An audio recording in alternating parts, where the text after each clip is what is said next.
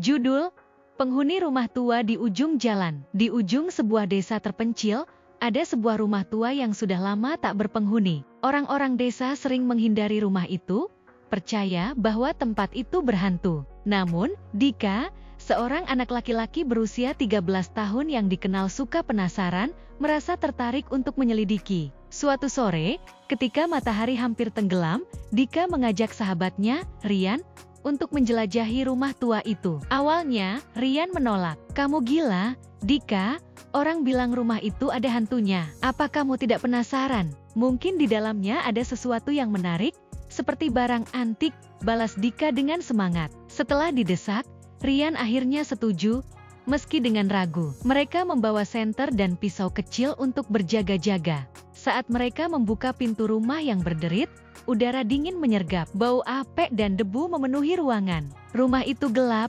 kecuali sedikit cahaya matahari yang masuk melalui jendela pecah. Mereka mulai menjelajahi rumah itu, menemukan perabot tua yang ditutupi kain putih. Lukisan-lukisan lama tergantung miring di dinding, menambah suasana seram. "Lihat ini!" seru Dika sambil menunjuk sebuah piano tua di ruang tamu. Ia menekan salah satu tutsnya, dan bunyi nyaring keluar, memecah keheningan. Tiba-tiba, mereka mendengar langkah kaki dari lantai atas. Keduanya membeku. "Kamu dengar itu?"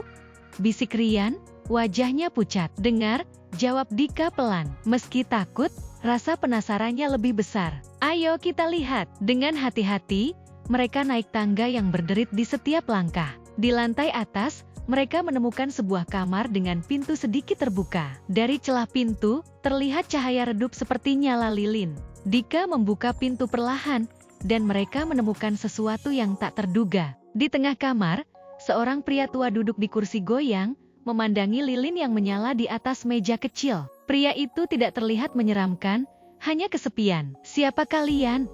tanya pria itu dengan suara serak. "Sami, kami hanya ingin melihat-lihat," jawab Dika gugup. "Kami pikir rumah ini kosong." Pria itu tersenyum tipis. "Banyak yang mengira begitu, tapi aku tinggal di sini. Nama saya Pak Mahdi." Setelah berbicara dengan pria itu, Dika dan Rian mengetahui bahwa Pak Mahdi adalah pemilik rumah tersebut. Ia tinggal sendirian sejak istrinya meninggal bertahun-tahun lalu. Karena takut pada gosip dan cerita hantu, warga desa tidak pernah mendekat, membuatnya semakin terisolasi. "Kalian anak-anak pertama yang datang ke sini dalam bertahun-tahun," kata Pak Mahdi dengan mata berkaca-kaca.